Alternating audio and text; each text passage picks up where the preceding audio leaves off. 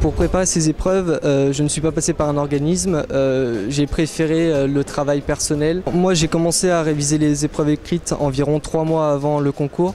Maintenant c'est très différent pour chaque personne et surtout sur la fréquence qu'on va donner au travail et surtout l'intensité qu'on va mettre dans son travail. C'est sûr que si on ne souhaite passer qu'1 heure par semaine pour garder beaucoup de temps pour le bac, il est important de s'y mettre très tôt. Maintenant, il est aussi possible de s'organiser en faisant des sessions, des week-ends ou des mercredis après-midi où on ne se plonge que dans le concours accès et ses épreuves. La première des choses, c'est de commencer par bien voir toutes les épreuves, se rendre compte que ce n'est pas inaccessible et arriver le premier jour détendu. La synthèse, c'est toute une méthodologie qu'il faut acquérir, notamment à travers des compositions ou des dissertations.